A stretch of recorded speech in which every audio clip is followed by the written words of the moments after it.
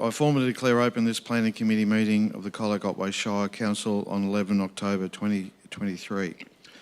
Almighty God, we seek your blessing and guidance in our deliberations on behalf of the people of Colac Otway Shire.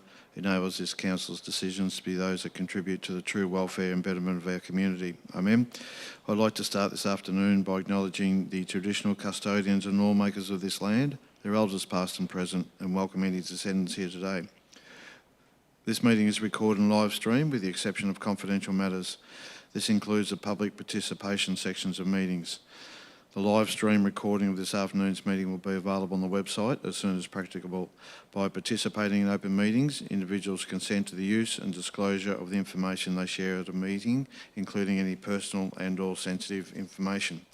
I notice that all 7 councillors are present. Are there any declarations of conflict of interest? Thanks, councillors. Proposal we move to confirm the minutes of the Planning Committee meeting held on Wednesday the 13th of September 2023. Do I have a mover?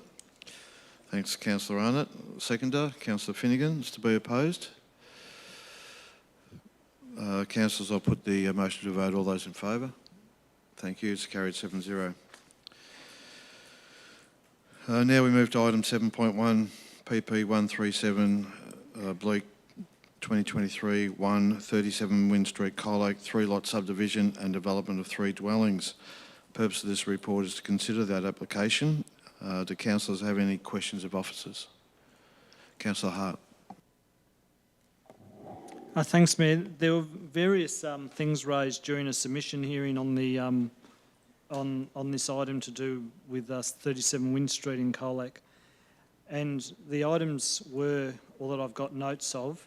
There was a concern about lights going into windows of a neighbouring house from cars, concern about the building hours, bins on collection day, and that a colorbond fence should have to be replaced with colorbond. I'm happy to go through them one at a time, but I'm wondering if Council has a response to those 4 matters. Through you, Mayor, and I may have to ask for a prompt if I don't remember all 4. In terms of the car lights, there would actually be fencing a minimum of 1.8 metre high along the boundary. So it's considered that that shouldn't cause detriment to neighbouring habitable room windows. In terms of the bins, there have been discussions between the applicant and our waste management section about having an arrangement where there could be some shared bins on the site, so that there'd be fewer bins having to be put out for the weekly collections. Our waste management section has indicated that, you know, subject to that arrangement, there should be no issues in terms of the nature strip being able to accommodate those bins. Garden area was another matter that was raised, and that's compliant with the requirements of the planning scheme and has been double checked since the submissions hearing as well. If you could give me a prompt, sorry, Councillor. There was concern about the construction, the hours that the construction could occur, and also that the existing colorbond fence should be replaced by a colorbond fence and not a paling fence. In terms of construction hours, those are controlled under separate legislation. Generally, hours of construction are 7 a.m. to 6 p.m. weekdays and 9 a.m. to 1 p.m. on Saturdays. And there is an obligation on persons responsible for managing construction sites to take responsibility for not impacting detrimentally through noise or any other activity on the amenity of surrounding properties. The colorbond fence, the applicant has actually agreed to replace the existing one to a height of 1.95 metres and has agreed also that that would be entirely at his cost. Any other questions? Well, I have one. Oh, sorry, Max. Sorry, Chris. There was one concern by one of the residents about the trees that were proposed on the driveway, the capital pears, I think, about what size they grow to. Is there any feedback on that? Through you, Mayor, yes, the applicant again has agreed to revisit the landscaping scheme to propose smaller vegetation so that there'd still be, a level of screening and softening of the development, but having regard to the fact the neighbour doesn't want trees that overhang the boundary or anything, so they are going to put in an amended landscaping scheme that addresses the concern raised. Thank you. Councillor Finnegan. And on that note as well, there was some concern from some of the objectors around collection of bins and the like, considering, people getting in between cars and the like. Has there been anything to mitigate those concerns as part of this process? Through you, Mayor, as I mentioned earlier, there have been discussions with our waste management section around reducing the number of bins, making sure there's an on-site shared storage area, and trying to ensure that, it's all manageable, and our waste management section certainly seems to think that a solution can be found for the development. Thank you. A few residents of the street raised the issue of extra traffic movements and car parking with a view that perhaps occupants in the units would have two cars but only single car access with the smaller units. Has there been any further consideration to whether there will be extra traffic movements or whether car parking will be an issue if it's car parking in the street? Through you, Mayor, again, the proposal has been looked at closely. The planning scheme actually specifies the amount of parking that's required for 1 and 2 bedroom dwellings and for 3 bed dwellings and those with greater than 3 bedrooms. So up to 2 bedrooms, you require 1 car parking space. If you have 3 or more bedrooms, you require 2.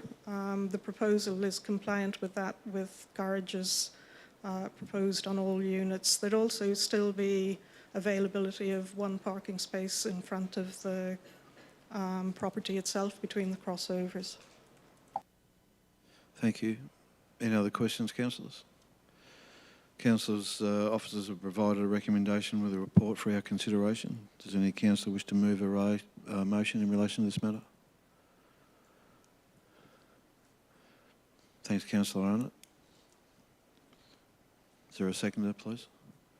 Thanks, Councillor Hanson. Is it to be opposed? Councillor Arnott. Thank you, Mayor. Look, I know there's been some community concern about this. The reality is that these are large historic blocks and that an infill of this nature does provide additional amenity for the community, takes advantage of infrastructure that we do have in place within the community. It saves the problem of continually urban sprawl. And the experience in Colac has been, and I've seen it myself even where my father lives, units like this tend to be snapped up very, very quickly by retirees, farmers and such. And I think that that's likely where this would go to, the market, and they make excellent neighbours. I can trust me, that's the case with my dad and his neighbours in their units in Colac. So I like the design of this. I think it contributes well to the neighbourhood. So I think that we've tried to address the concerns of some of the neighbours with the questions you've heard, and I support the recommendation by the officers. Thank you.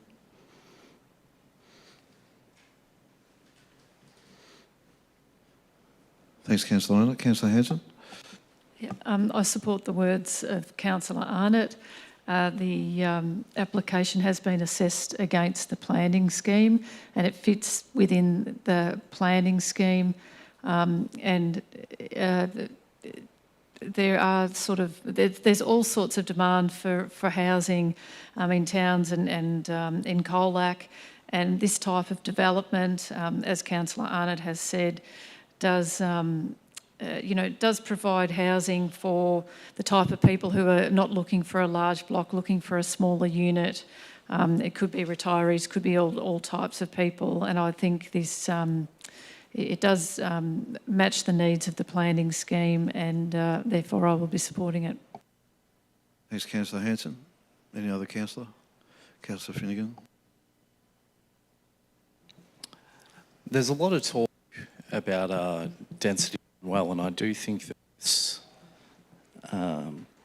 this proposal is an example of that. The applicant is seeking to redevelop a site that was one larger house and provide 3 new dwellings on the site, making use of existing infrastructure and the like. And at the end of the day, what we need more of is housing stock that is in that 1 to 2 bedroom range. And this fills those needs. Takes an existing housing block in Colac, and I would hope that we see more of this in the future. So I'm supporting it. Thank you. Any other councillor? Councillor White. Thanks. I just want to acknowledge the concerns of the objectors and to understand that change and new developments always brings about uncertainty, and we can never be sure. But we can't make decisions on who may or may not live there. It does comply with the, as Councillor Hanson said, with the planning scheme, and it does also meet our strategy of a diverse range of houses and housing and accommodation. It's going to provide a 1 by 3 bedroom and 2 by 2 bedroom, and I think we really need to support these developments for the future. Thank you. Anybody else? Thanks, councillors. I'll put the motion to a vote. All those in favour? Thank you. That's carried 7-0. Councillors, I'm now going to adjourn the meeting for 15 minutes. If councillors stay with us for a chat, please.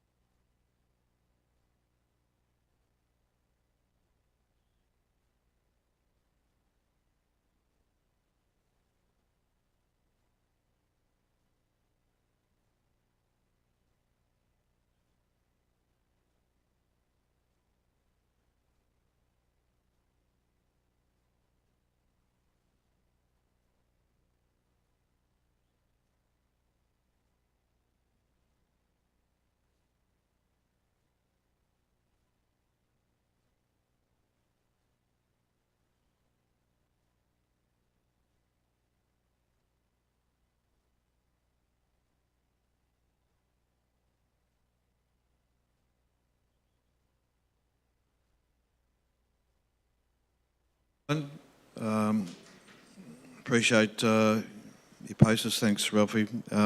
Councillors, we're resuming the meeting. We'll move on to item 7.2, 710 Blue Johanna Road, Johanna.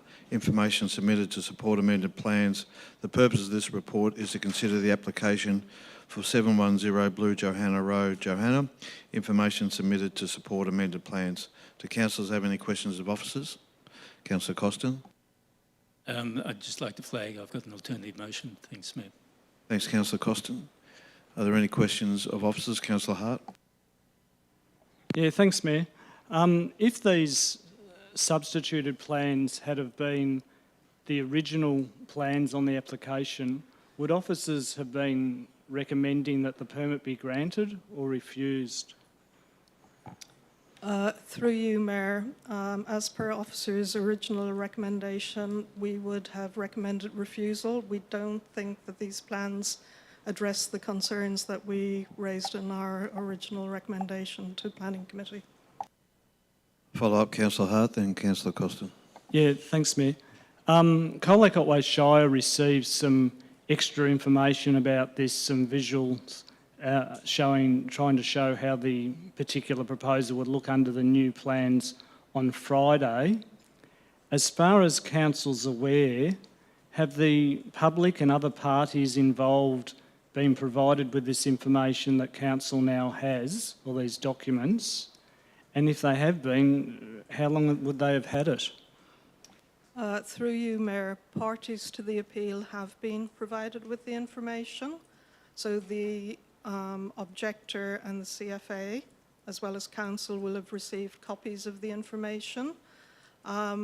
We're not aware of any public notice being carried out on the plans received on the 6th of October, last Friday. So sorry, I really want to be clear on this point, Mayor, because I thought we've said they did have it. But in terms of the information that council received last Friday, so that's less than a week ago, as far as we're aware, the public haven't been provided with that information. Is that a correct understanding? That's my understanding. Councillor Costin. Thank you. So, looking at the code of practice, the VCAT code of practice that covers this, the requirement for the applicant is to notify all the persons the responsible authority thought should have been notified in the first place, notify them with a covering letter, a form and a statement of changes. I understand that happened on the 14th of September, is that correct? Through you, Mayor, as I understand, I think around the 7th of September, public notice was carried out of the plans that council subsequently received on the 14th of September. That is, as stated in the statement of changes, the landscape and site analysis plan, the landscape and site design principles plan, and the landscape and site plan. So there was certainly notification of those plans sent out in September under the statement of changes. But to my knowledge, nothing has been carried out in terms of any additional information received. But what is the applicant required to do under that code of practice? Through you, Mayor, there is a requirement for public notice of amendments. In terms of whether further public notice is required in this case because of the submission of plans at a later date, that will be a matter that VCAT will consider and decide on. So the applicant is not required to give all the detailed plans to all those people who were notified before. It's not actually public notice, it's all those affected parties, potentially affected parties we identified in the first place, isn't it? Through you, Mayor, the actual plans and reports wouldn't be circulated. The question is whether there should be a subsequent statement of changes put to public notice advising of the additional information received on the 6th. I'm way confused now. So as I understand it, the applicant is required to give all those potentially affected parties a covering letter, a Form A, and a statement of changes. And that was issued on the 14th of September. Is that correct? Through you, Mayor, a statement of changes relating to 3 plans was submitted or circulated rather in September. Thank you. Councillor Arnott. Just to extend on Councillor Costin's questions there, without the fear of labouring on it, would there be more information now provided if those subsequent materials to send out to people again? I know we have received in council, you've just said those detailed plans would not necessarily be public information anyway. So what more information would be sent out if it was done again? Through you, Mayor, and again, I would emphasise that this is VCAT's decision. What would happen, I would anticipate, would be an updated statement of changes would be circulated that would not just list the 3 plans we received back in September. It would actually detail the other plans, the supporting information, the reports, etc. So the statement of changes would cover all of the changes that have been made to the application. Thank you. Councillor Costin. Did we receive a copy of that statement of changes? Do we know what's in it? Have councillors received a copy? Through you, Mayor, are you talking about the one on the September? 14th September, yes. I would have to check, but I think it may have been attached to the original council report that was circulated back in the 27th of September meeting. As I say, I don't have it immediately in front of me, but I believe it should have been attached to that. So if it complies with the practice note, and you've said the applicants complied with the practice note, it includes a listing of any amended plans and a list specifying the precise nature of all changes from the previous plans. It also shows the reasons why the permit applicant wants to make the changes and a detailed explanation of the changes and how it will improve the proposal. The cover letter is required to advise the applicant that where they can obtain more information, including copies of the amended plans and supporting material, and the date of the VCAT hearing, and how to proceed if they now want to become a party to the VCAT hearing. So I assume if we're saying they complied, that they have complied with these requirements. Through you, Mayor, what we have advised councillors is that in terms of the extent of information submitted for our councillors' consideration, we consider that to be adequate. So we think now, unlike back in September when we only had 3 or 4 plans, we think with the full suite of plans, with the bushfire management statement, with desktop geotech assessment, etc., they have complied with that part of the practice note. As I say, in terms of public notice of that, all that additional information, that will be a decision VCAT will take. Look, if I can get a straight answer, have they or have they not complied with the practice note? Through you, Mayor, in terms of the extent... No, yes or no? Well, hang on, just take it easy. There's some questions you can't answer yes or no. Through you, Mayor, that's actually a decision for VCAT. Officer advises we have sufficient information for you to be able to consider the plans. In terms of public notice, that's something that VCAT will make a decision on. Yep, all right. Any other questions? Councillor Costin. Thank you, Mayor. We have an alternate motion. Can we have that up on the screen, please? Can get up there first. You're moving your motion when it's up on the screen? Yes, Yep. I'd like to move this motion, which is labelled option 4, that we do not oppose the substitution of the amended plans, and we do not oppose the granting of planning permission for the substituted plans. Thank you, councillors. Is the motion up there? Is there a seconder for that motion? Councillor Finnegan, thank you. Is it to be opposed? Councillor Costin. Thank you, Mayor. I'd like to thank the applicant for taking into consideration the objections that have led to this VCAT appeal and attempting to modify their proposal to lessen the impact on that one objector. And I'd like to thank officers for their work on this. It's an unusual case. I haven't seen amended plans for a VCAT hearing like this before. And I've become aware of the VCAT Code of Practice for the submission of amended plans.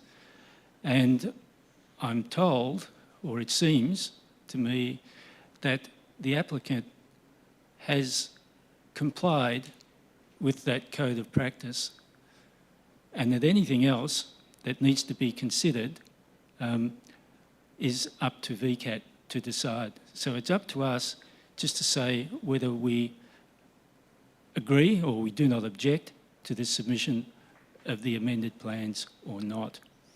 And the amended plans focus mainly on reduction of the visual impact for the one objector, and as a byproduct of that, it lessens the visual impact for walkers along the Great Ocean Walk. It may, and I stress may, increase the visual impact along Blue Johanna Road, which is a pretty minor road, a gravel road. And the applicant has proposed landscaping to lessen that impact. And that's something that we normally do. We require landscaping to lessen that visual impact. I've every confidence that this applicant is looking to build something which will showcase sustainable design, that will represent something that is best practice. There's a substantial reputational issue here for the applicant, and I'm sure they're not going to propose anything that compromises their reputation. Thank you. Thanks, Councillor Costin. Councillor Finnegan. I'd like to echo Councillor Costin's words there, and I have seconded this motion.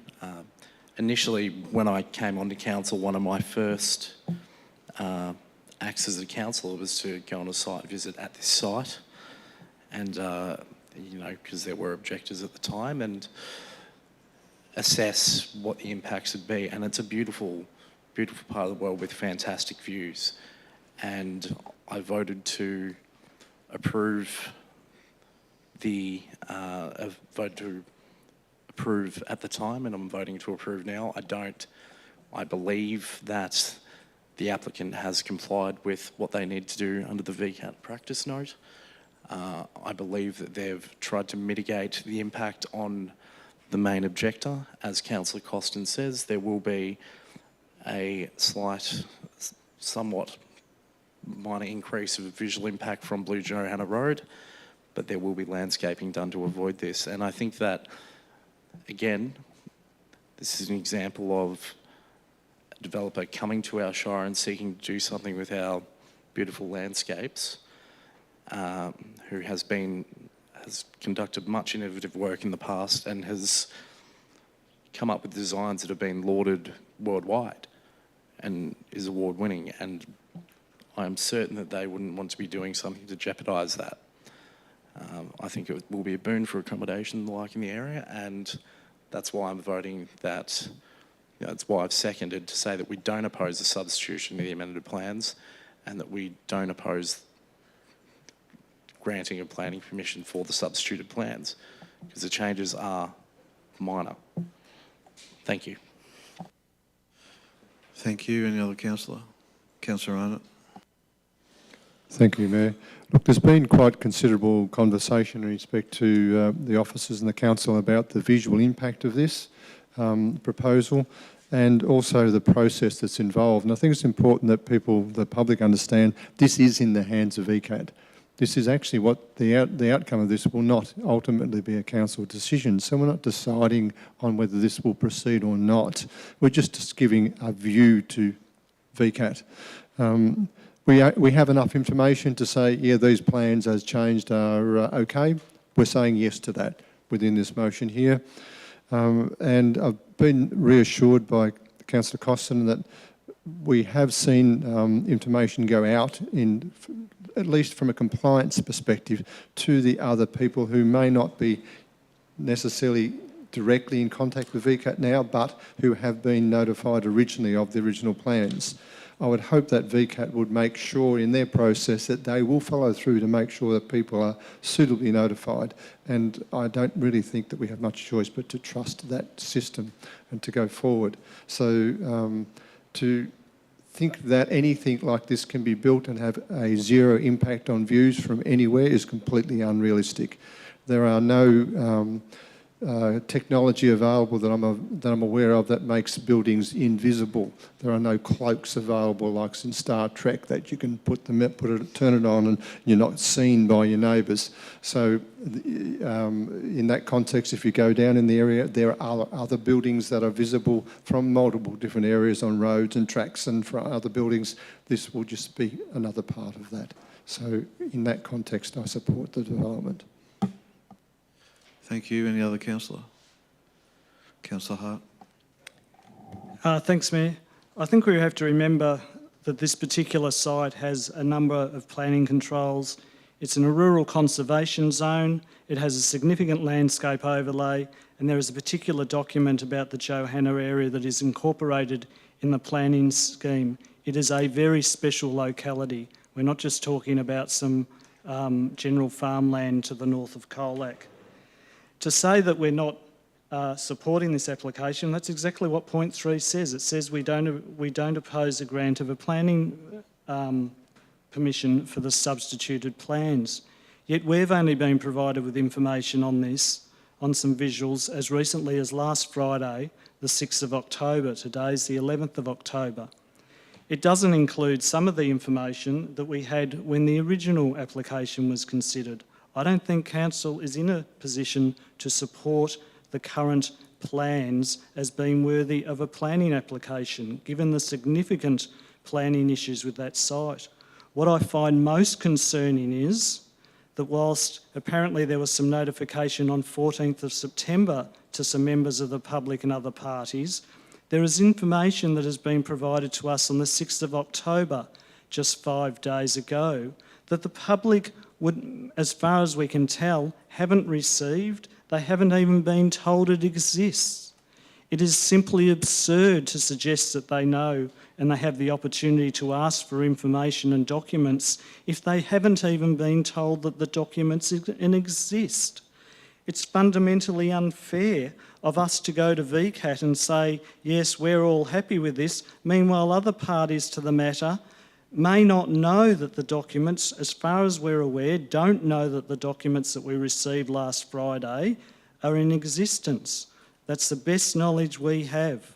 And if they have been told last Friday the documents exist, I think it's quite unreasonable to expect they have an opportunity to form their views in the last few days. Really, this should go out for public consultation so everyone knows.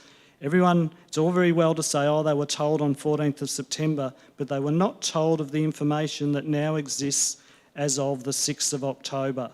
And they need to be informed of that, and that should happen.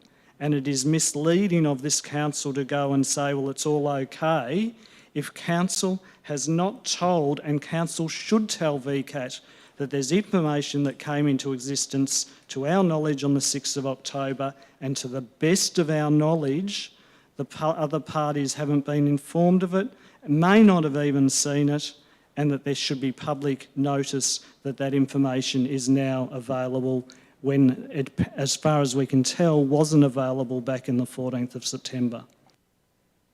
Thanks, Councillor Hart. Any other councillor? Councillor White. Just quickly, look, to say that I'm comfortable that the requirements actually have been met and that the parties have been informed with a statement of changes, and if I was one of those parties and I had concerns about things moving around, I would be looking for more information, and I think that information would be available. So I think in terms of the applicant meeting the requirements, we should support this and move forward. Thank you. Anybody else? Councillor Costenrider, reply. Thank you, Mayor. Again, thank you to the applicant for proposing modified plans to lessen the impact for those who are concerned, and thank you to the officers for their work on this. It's been quite complex, as I said before, and it's taken up a lot of time. In response to Councillor Hart, Councillor Hart is right in that this is a very significant area, a very significant landscape, and we should be very careful of what we allow there. And I think the proposal originally was good, but the amended plans are even better, particularly in relation to the views from the Great Ocean Walk, which I'm particularly interested in. On the 14th of September, all the parties that Council originally required to be notified were issued with a statement of changes. It included a full list of any amended plans, a full list of any plans not being amended, a list specifying the precise nature of all changes, the reasons why the permit applicant wants to make the changes, and a detailed explanation of the changes. Now, if the applicant has complied, as we've been told they have complied with the Code of Practice note, they must have complied with this. And it's not for us to say they haven't complied, it's for VCAT to say they haven't complied, because VCAT would have received all that information at the same time. So I don't see the need to run another public consultation process and add time, delay and expense to the applicant for something that we'd like to see go ahead and create more employment and economic growth within our municipality. Thank you. Thank you, councillors. I'll put the motion to a vote. All those in favour? Against? Motion is carried 5-2. Division's called. All those in favour? Councillor Costin, Councillor White, Councillor Arnott, Councillor Finnegan, Councillor Hanson. Against? Councillor Hart and Councillor Potter. Thank you, everyone. That concludes today's planning meeting. Thank you for your work. Thank you, officers.